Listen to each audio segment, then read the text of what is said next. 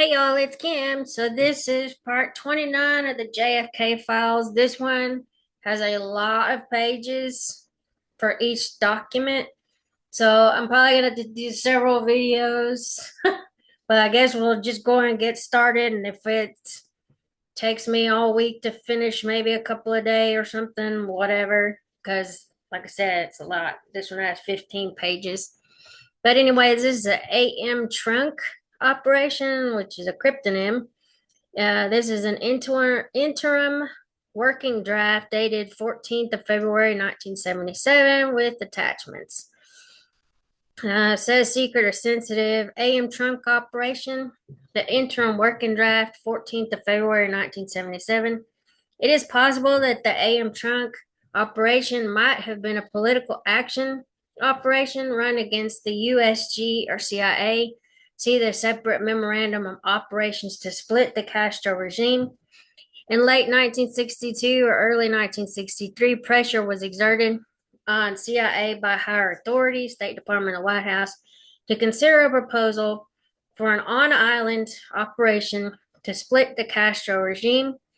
The proposal was presented to Mr. Hurwitz, the State Department Cuban coordinator, by Tad Zolk, AM Cape One of the New York Times. And we looked at a whole document on this dude. So on 6th of February 1963, Albert C. Davies, Lieutenant Colonel on military detail to WH-4 Cuba, met with Zolk at Zolk's residence to discuss the plan. Zolk referred to it as the Leonardo Plan.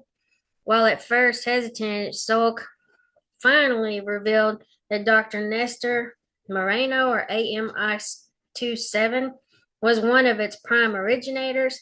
Zolk said that he first thought of bringing the plan to the attention of President Kennedy, as he had a standing invitation since November of 1961 for direct contact with President Kennedy, Attorney General Kennedy, or Mr. McGeorge Bundy on matters concerning Cuba.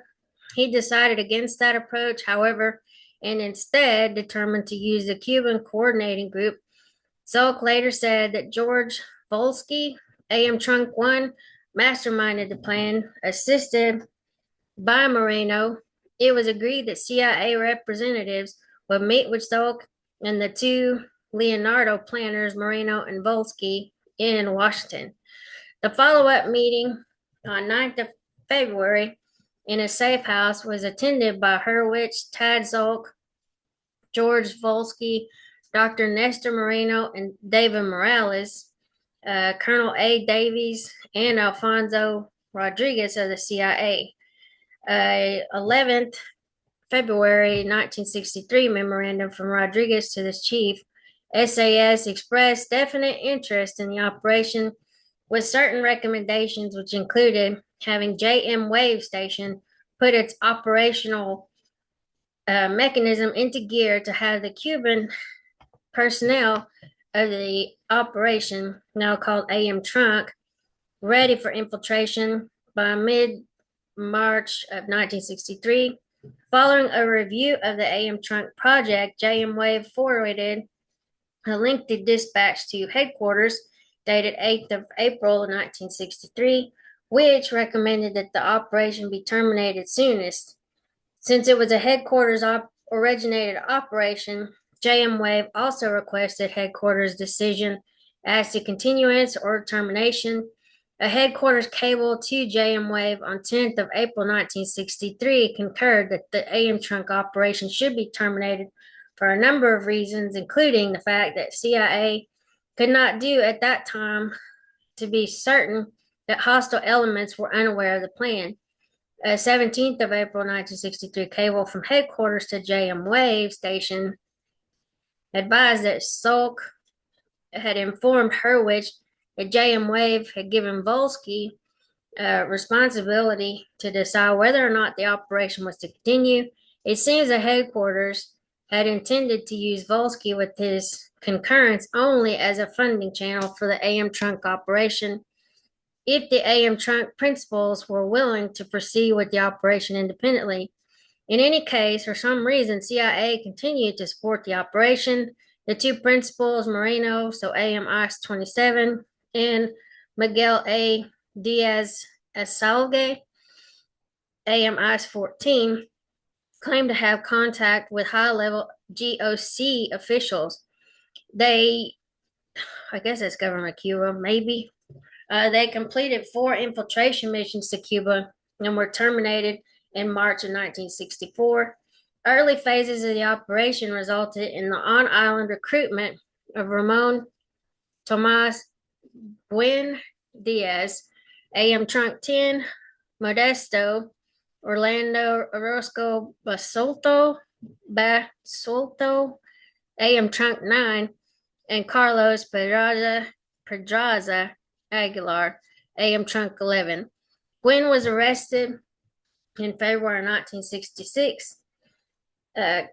Cubella was arrested at the same time separately. Orozco, after reportedly running scared, was exfiltrated and terminated in March 1964. He returned to Cuba in December 1964 on an independent exfiltration mission and apparently remained in Cuba. There is some speculation that he might have been G2. His knowledge of the identity of internal AM Trunk agents caused the planned infiltration mission to be scrapped. Pedraza was arrested in December of 1965, tried for alleged CIA activities, and given a 30-year prison sentence. JM Wave Station advised in March of 1966 that 4 former AM Trunk internal assets were arrested for counter-revolutionary activities during early 1966. In addition to Cubella and Gwynn, and that all of the principals of the AM Trunk network active during 1963 and 64 had been rolled up. The Cuban press reportedly identified Diaz or AM ICE as a clandestine infiltratee who recruited Gwynn. Comment: it appears that the opposition might have succeeded in obtaining CIA financial and materials support for an operation which was controlled by the planners. They succeeded, it seems, in identifying, neutralizing, and exposing an on-island anti-Castro forces and tying up CIA time, money, manpower for an operation of their own creation.